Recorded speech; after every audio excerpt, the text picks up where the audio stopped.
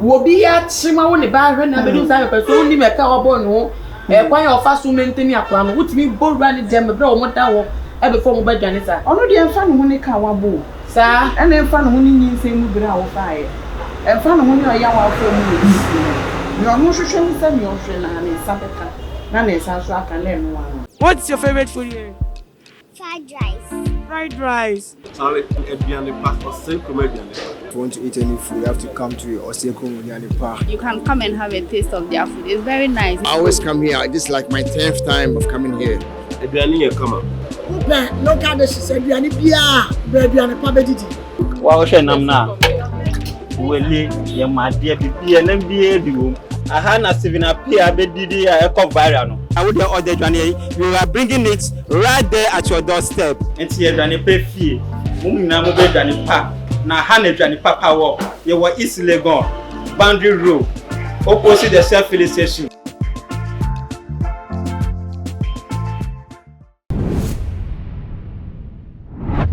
Ebusia for me mama wakwa ba ediba tuma GHSO yedi nhye musi an ebusia for entema ekoso my Ghana mu yedi ka de aba wo say yedi eni eti echire na Ghana for ye sheda ye wonso na sabe mede eba besum na ena asema yesa aka edefi eye Eastern region ene say kra ye fe no adeso akola ni din ede eye Mary oparibia a wedi 8 months pe akonforenfot mi above ra omo pumemu ra na wo for dem bebre akole ahomachi ya edne adwane kwate se na wo fo ani abredenden dia wo mo epene che kwate se amene wo ka say case no eda eye Asaman Kese police commander ewo na ensem no se na tifesi ye ense na tie no na kakra na wo be ya pass betwa no na machire mu akwechire ade aso mo se ene akonobo akoso esia no ye de fan kola rewi an kola kwa ye wi omo kwara ye ko wi omo sa akwan we so na de fa na aba akoba ni say kame ho na metwa mo humra sisi na me ba me fa de aka no so ebuso for me san so mamo akwa aba biem na ensem no se si fesi na mama for say ades no wan kasa pa de na ekoso because that say obetie a police for update ahodo awomo ya akonforan for na no da akonfo ya wo ba ye ebetna Facebook brandish etuo as one de bi obehye na akwa mu bia ne etuo no be kasa ma dima ya o tese wa obeto na no say dem who say yes na say so na police 14 wo mu ko kire no e wo nti ades one man kasa no ne everyday akonfo ankasa na tade ena akoba ne se sia de obi ba wo no mu ne ene na da e wo dem yetumi akɔwi akola idi akɔ awofo no entumi ante de entumi ante hwɛ se nei amomani aha wo ne nam kompe wo ba ekira kwan na menia ba eye wo ba pa reta wa ha se meni no wedi nkomo kakra e de fa wo de ekoso ade so ho ene ebiemu nso no akola yetumi akɔfa na akola ketwa 8 months ye fa na free na wofo nche na wofo si wo mantumi ante no enanu wo da ne se ya tum window womu wooden window ana dua wom de bo mpoma no yetime pupu awura dem abeda akwa na woma ante hwe na mo akwa babate asem mo na rewo bibia boko de nyame adu na de na ekoso ma ga no esi ana edru bebi asika no nya bi na ye befa nipa dase ni nya koto no nye sika na sisi ya no se watu ba fu de ene ye bebe fie sa na akwakoye kwan yo no so be fa so no so benya ne de no ana fa so no ye wo bi ya chima wo ne ba hwe na be do sa pe so ni me ka obo no kwan yo fa so menteni akwa no wutimi borura ne dem bre o mo da wo e be fo mo ba dwane sa ono de emfa no ho ne ka wabo sa ene emfa no ho ni nyinse mu bre a wo faaye emfa no ho ne oya wa fo mu ni no no hwehwe ni sa mi ohwe na ne sa beka na ne sa so aka na eno wa no na si ankasa ade so wa ankasa ase kono bon sam nipa bone for sam address ho na nsen bullion van yi robi ye titi wo muti wo no ye kwache bi e wo address ho sa so na sam na me kan wo intro ni mu no we ye konfo ya ono so betna Facebook di tese nyama shasha ne se duro da bio waje edu ankasa na shasha ne nta no kasa no so etu no okura no obi no betwa ne so chewa na so bo tu oku ai ne duro no yetimi di ankofo bu ni se jojo na etibe hodubi na se sie isa kola so yetimi akọ via no ho na se sie yen kasa konfo no dodo na ebu ana se den Sesi ade won say the we ade sukuru no aye no. Saa na ye beka sesi e ho na because e ho no aye say hideout place e wo go bibiri. Samu Ye wo bia ubetumi adwane akota ye hu. e wa adeso. Enti aye say wo mu nyina du obeni aye den akwakusi wo na e ho ne so no wa adwen emdu sese de ho tie no se bi boni betumi afiri ho aba. Samu Enti baby obi adwene anaso obi adwene ni e ho anom be kwa akose se bibi ni a unhu wo machiri kwan. okay to obedi boni no akra pa no de ni akra. Okay obi obetumi akodi wa adesu no adwane abehya akra eyo se nkofo no wa adesu so mu ni adesu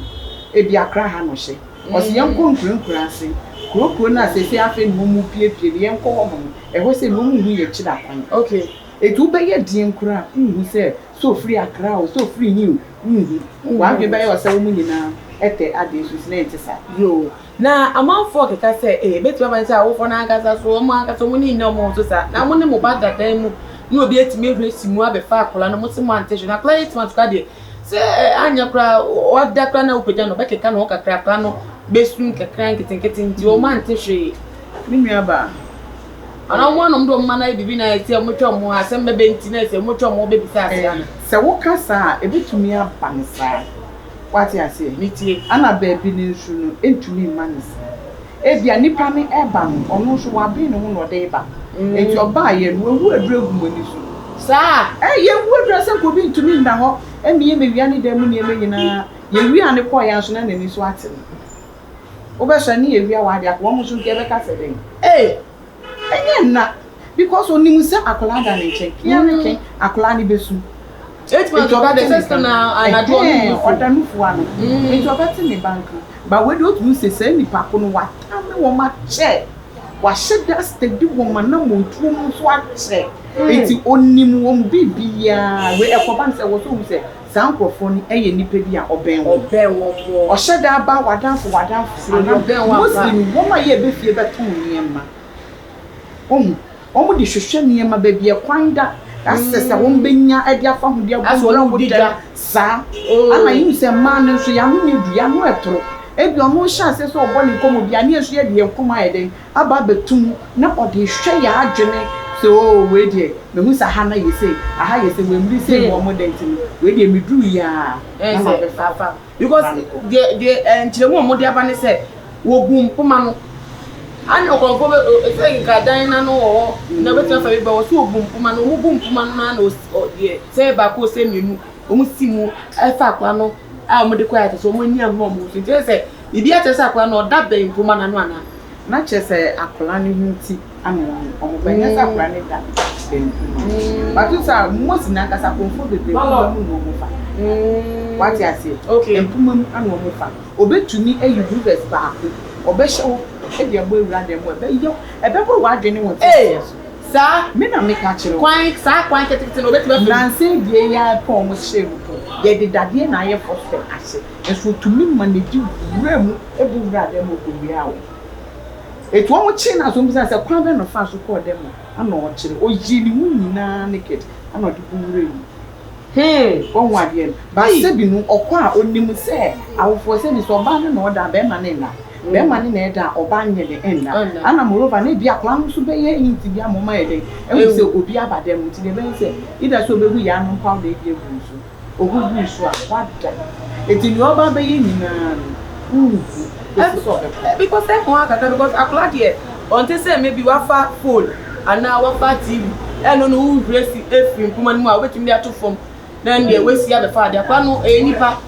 eti se wudi ni sikra bo weda so ekra no na akla so o shasa no o so na e den awada se den kwa le ni beba no so be obenyane na we sure sakra no ko da wo montem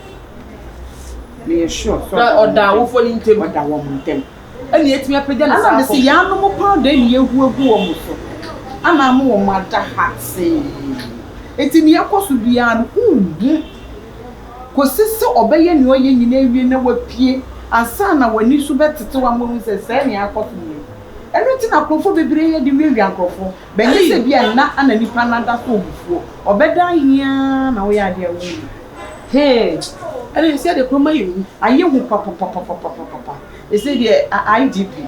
open adwuma ne ama na adwuma because he say the we are you e was say bambo no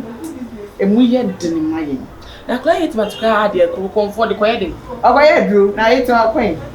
ade koye na dru enu ni a che ne so fabra no nya ni sika enti enu no okọ watan ye hu busumi ade wo so na wo boko makwa wo so only information crack that information enye so so le ya no aba yo mitie obehye dan no wabon komo befo wadanfo ene se na be na no hu afio ana krai de hwe ne suma bio a wanya busumi ahe na yesu ya no tro busumi wache busumi so busumi sia hwe ne su yi na nya no di study etu se fu nya o study o twem ko o ba won chen ono wo bon komo o hwe adwese na bi efie na me bana nyi a metumi akoko epie wo mra obi anchene a abenu ka pranu ka na ni efintu ohun krapo na onimo grandpa obetumi etie na se wa ben akla no krapo pe na me ka kire wo no so wa sheda ben yi se bi abusu ni oba to wa ben as adamfo ono wedi ko be bi so betumi aben papa no se papa na adamfo e bi papa ne e mo betumi ama papa na edumedi se onya ma no na ni din komo na papa na e kan ni nsemuchi odi be hu bibi me ka kire o mu yusu wo ma adwene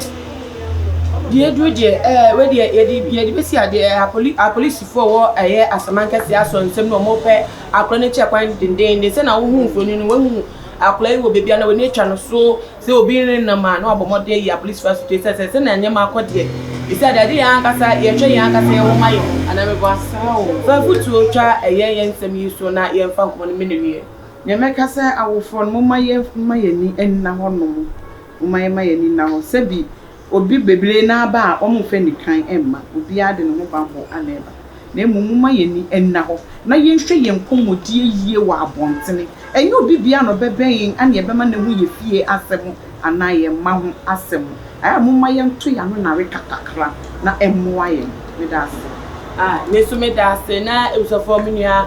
oba pareta eno de ne nsem no asrum ye na sen wo kan wo nso wo bibi kakaka fanwa Omodi ane fatu ya comment section on efasumi maybe no share video way on all the social media share pa na kwetire na amanfo ni ma omo so say ade omayi mu ayi hu pa bibi a ye bia no ntu anamo yi ana say asembeto enti maka ne say we ne bomodi a na follow @tumagh on Instagram, Twitter so @tumagh_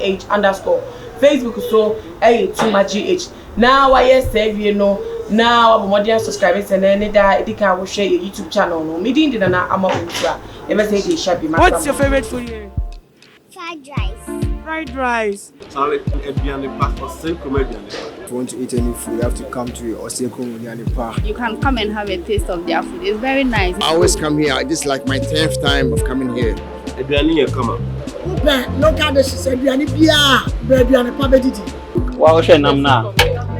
wele ye made bibia na bia di wo aha na Steven Apia bedidi a eko viral no awo de order aduane you are bringing it right there at your doorstep enti aduane pa fie mo nyina mo be aduane pa na ha na aduane papa wo ye wo East Legon